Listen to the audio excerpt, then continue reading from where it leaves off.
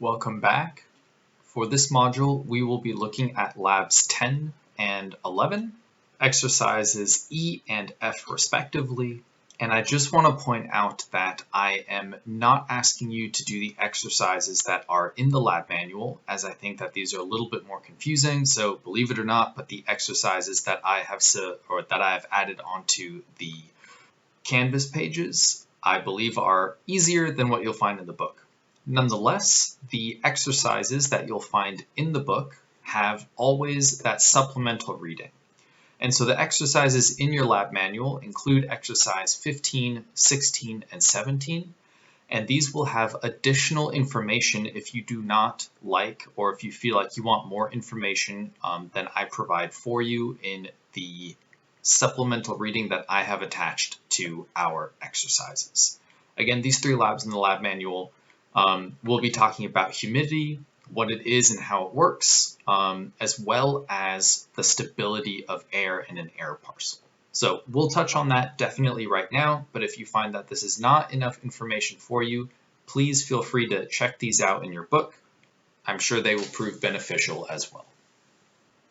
Before we really talk about humidity and air stability, we have to remember that when we're talking about water, water has its three phases, and obviously water goes through phase changes, and those three phases are going to be its liquid form, water, its gaseous form, as well as a solid form, ice.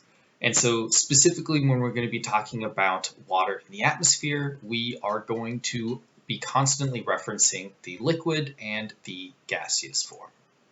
So, what is humidity? The amount of water vapor in the air is called humidity. So the most common measure of humidity that we hear about or that we talk about is referred to as relative humidity.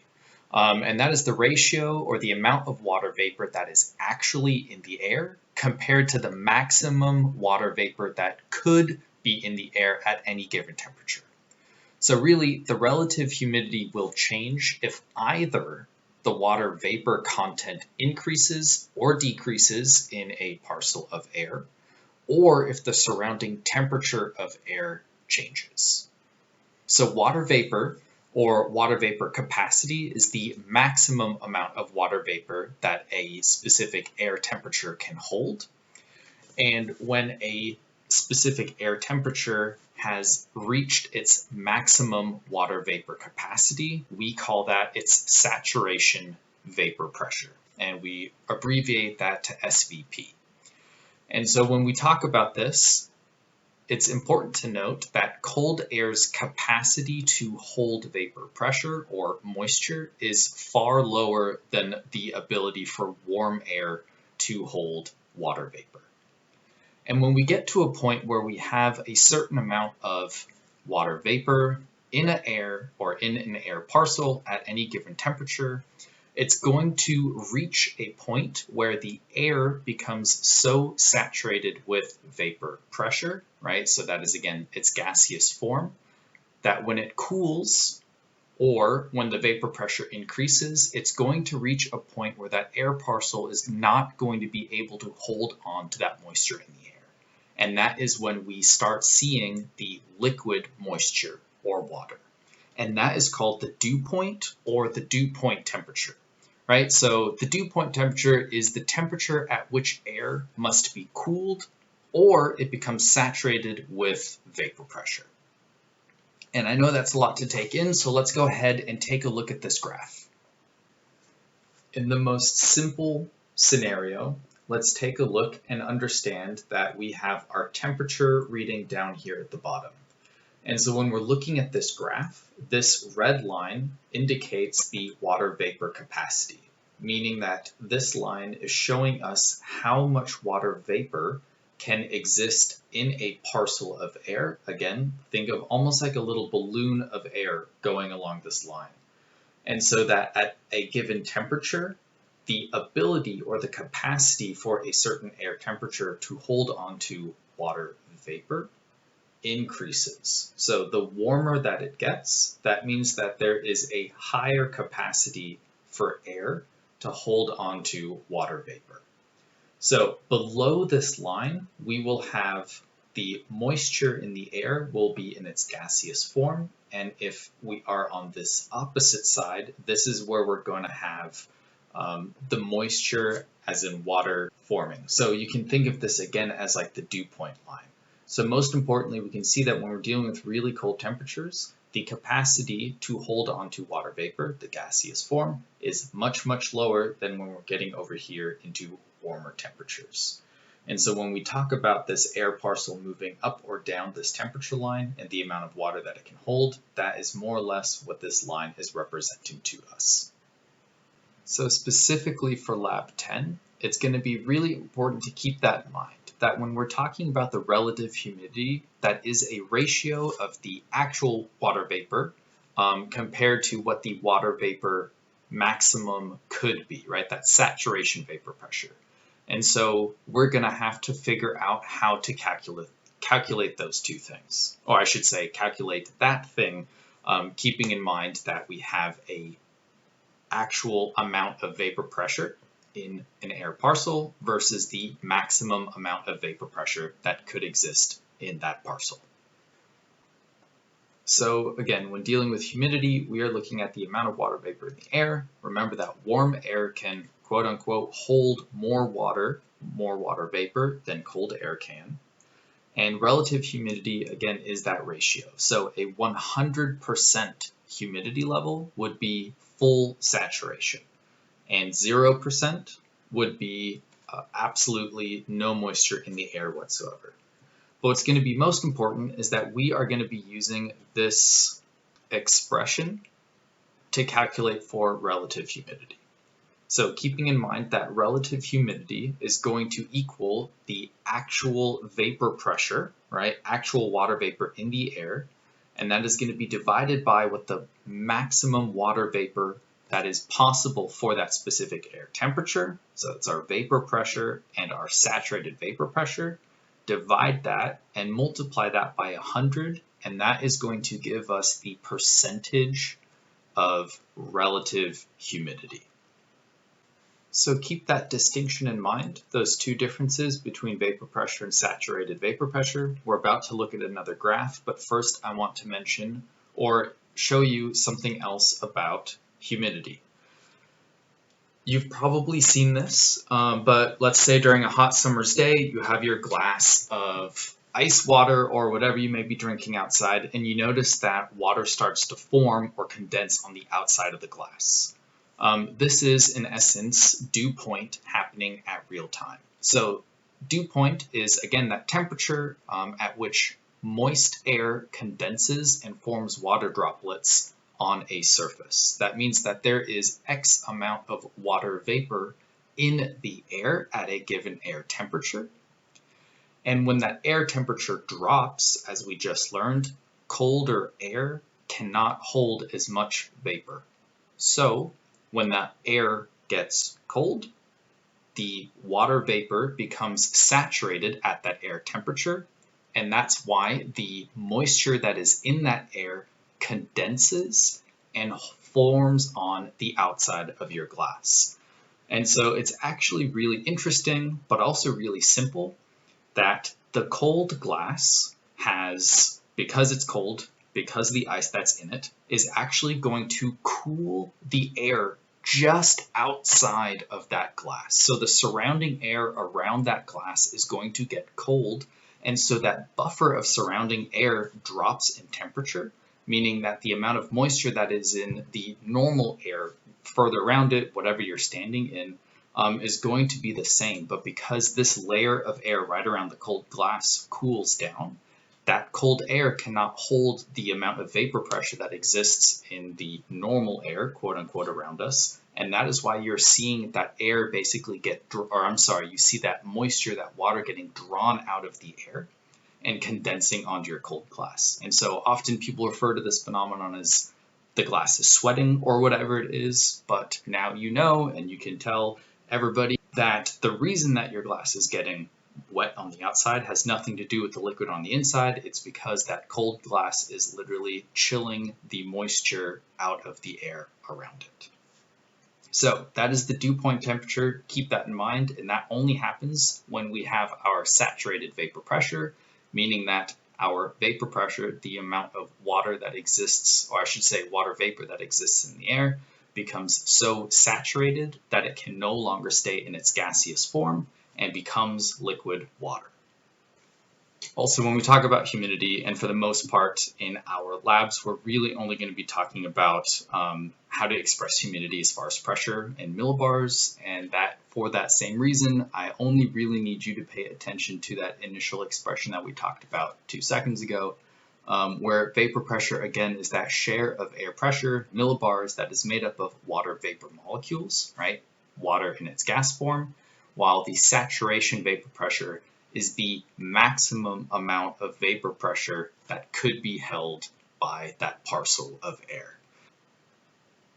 So this is the graph that I had promised you earlier. So let's take a look at how temperature and relative humidity are correlated, so that hopefully this makes sense.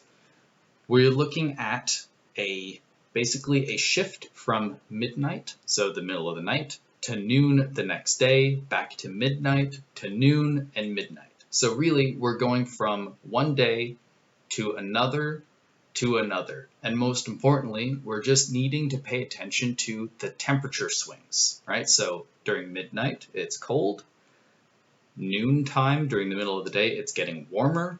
Then back to midnight, it's getting colder, and it's getting warmer. And so when we look at this graph and how the temperature changes from night to day, we can see that our relative humidity for that air temperature is changing, lo and behold, in the opposite direction. So why might that be? Well, we just learned that cold air has a lower capacity to hold on to moisture in the air. So the relative humidity is going to spike at night because the air temperature gets colder.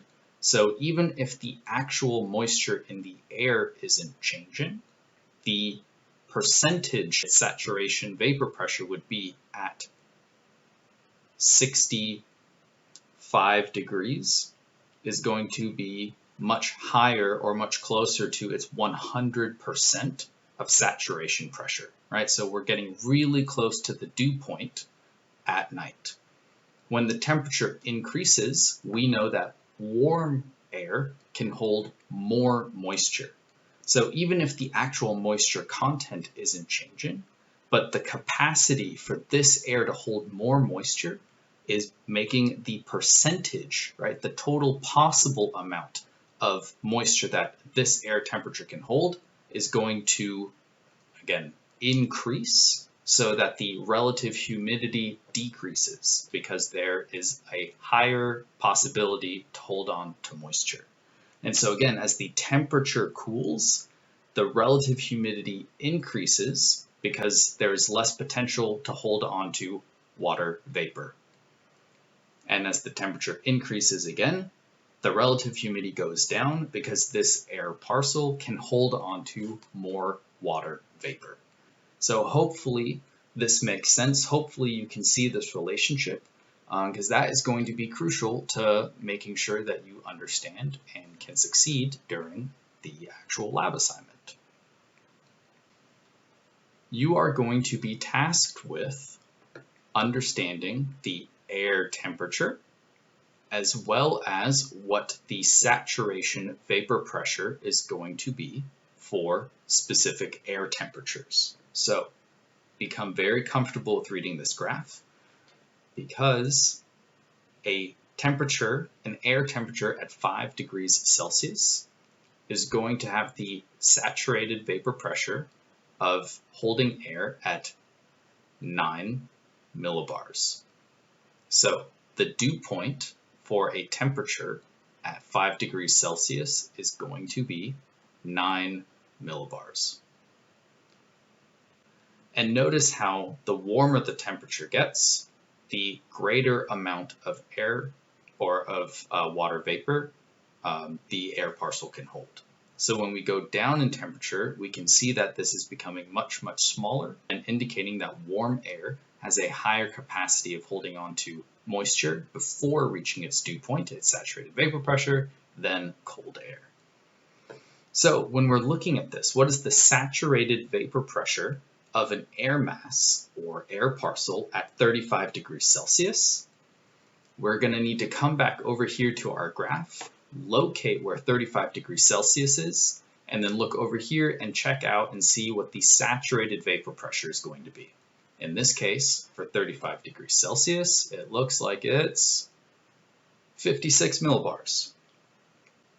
If an air mass has a saturated vapor pressure of 12 millibars, what temperature is that air mass going to be? You're right, it is going to be 10 degrees Celsius, right? And so this is where the calculation comes in.